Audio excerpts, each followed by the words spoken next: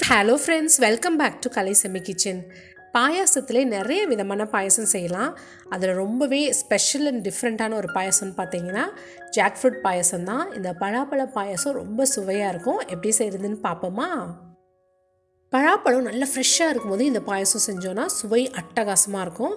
10லேருந்து 12 jackfruit சொலையை எடுத்து கொட்டையை நீக்கிட்டு சின்ன சின்னதாக கட் பண்ணி சாப் பண்ணி எடுத்து வச்சுக்கலாம். இந்த மாதிரி ப்ரிப்ரேஷன் ஒர்க்லாம் செஞ்சு வச்சுக்கிட்டோன்னா இந்த பாயசம் ரொம்பவே குயிக்காக டக்குன்னு செஞ்சிடலாம். இந்த மாதிரி எல்லா சொலையும் சின்ன சின்னதாக கட் பண்ணி எடுத்து வச்சுக்கலாம். 4 ஸ்பூன் ட்ரை ரோஸ்ட் பண்ணி எடுத்த பாசி பருப்பை ஒரு 10 நிமிஷத்துக்கு வேக வச்சு எடுத்துக்கலாம் உப்பு சேர்த்து. அடுத்து ஜவ்வரிசியும் வேக வச்சு எடுத்து வச்சுக்கலாம் உப்பு சேர்த்து. இந்த பாயசத்துக்கு வெல்லம் சேர்க்குறது ரொம்பவே சுவையாக இருக்கும் ஒயிட் சுகர் சேர்க்குறத விட. நான் இன்றைக்கி கொஞ்சம் டிஃப்ரெண்ட்டாக கருப்பட்டி சேர்க்குறேன். இதில் சுக்கெல்லாம் போட்டிருக்கனால ரொம்பவே டேஸ்ட்டாக இருக்கும். 200 கிராம் கருப்பட்டியில் கொஞ்சமாக தண்ணி சேர்த்து நல்லா அதை மிக்ஸ் பண்ணி ஒரு லிக்விட் கன்சிஸ்டன்சிக்கு எடுத்து வச்சிடலாம். ஃப்ரெஷ்ஷாக திருவின தேங்காய் பால் எடுத்து வச்சுக்கலாம். ஃபஸ்ட்டு கொஞ்சமாக தண்ணி சேர்த்து அரைச்சிட்டு வந்துடலாம். அரைச்ச விழுதை ஒரு கிண்ணத்தில் சேர்த்துட்டு நல்லா சுட சுட தண்ணி எடுத்து இந்த அரைச்ச விழுதில் சேர்த்து நல்லா மிக்ஸ் பண்ணி விட்டுறணும். ரொம்ப சூடாக இருக்கும், கொஞ்சம் கேர்ஃபுல்லாக பண்ணுங்கள். ஃபஸ்ட்டு ஒரு ஸ்பூனோ அல்லது கரண்டி வச்சு நல்லா மிக்ஸ் பண்ணி விட்டு அதுக்கப்புறமா கையில் மிக்ஸ் பண்ணி விடணும்.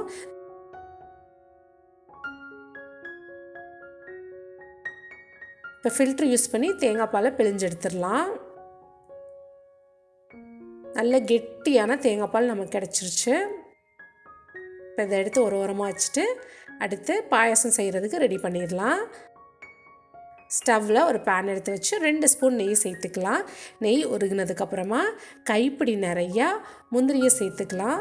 சேர்த்து நல்லா கோல்டன் ப்ரௌன் ஆகிற வரைக்கும் இதை ரோஸ்ட் பண்ணி எடுக்கணும். அடுப்பை லோ ஃப்ளேமில் வச்சு பண்ணுங்கள். கலர் சேஞ்ச் ஆனதுக்கப்புறமா இதை வேறொரு கிண்ணத்துக்கு ட்ரான்ஸ்ஃபர் பண்ணி எடுத்து வச்சுட்டு தேங்காய் சின்ன சின்ன பீஸஸாக கட் பண்ணி நெய்யில் போட்டு வறுத்து எடுத்துக்கலாம். இதுவும் நல்லா கலர் சேஞ்ச் ஆனதுக்கப்புறமா எடுத்து வச்சுட்டு அதே நெய்யில் சாப் பண்ணி வச்சுருக்க ஜாக் ஃப்ரூட்டை இதில் சேர்த்துட்டு நல்லா வறுத்துக்கலாம். இந்த ஜாக் ஃப்ரூட்டை நெய்யில் போட்டு அப்படியே ரோஸ்ட் பண்ணும்போது அவ்வளோ மனமாக சூப்பராக இருக்கும். வீடு முழுக்க அந்த வாசம் இருக்கும். இந்த ஜாக் ஃப்ரூட்டும் நல்லா மசிஞ்சு கலர் சேஞ்ச் ஆயிடுச்சு. இதில் நம்ம வேக வச்சு எடுத்து வச்சுருக்க பாசி பருப்பு ஜவ்வரிசி இதை சேர்த்துக்கலாம். சேர்த்து இதை நல்லா மிக்ஸ் பண்ணி விட்டுறணும்.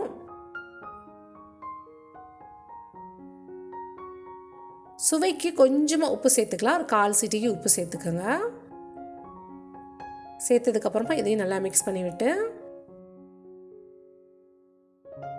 கருப்பட்டி பாகு எடுத்து வச்சுருக்கோம் இல்லையா, அதை இதில் சேர்த்துக்கலாம். மறக்காமல் ஃபில்டர் பண்ணி சேர்த்துக்கோங்க.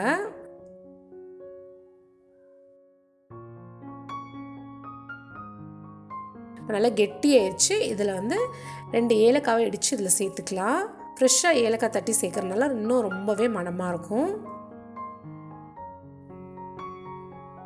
ஒரு 5 நிமிஷம் நல்லா இந்த மாதிரி கொதிக்கட்டும். அதுக்கப்புறம் ஃபைனலி இதில் நம்ம எடுத்து வச்சுருக்க தேங்காய் பால் சேர்த்துக்கலாம். தேங்காய் பால் சேர்த்து நல்லா மிக்ஸ் பண்ணி விட்டு அடுப்பை ஆஃப் பண்ணிடலாம். அதுக்கப்புறம் நம்ம வறுத்து வச்சுருக்க முந்திரி தேங்காய் இதை சேர்த்து மிக்ஸ் பண்ணி விட்டுடலாம்.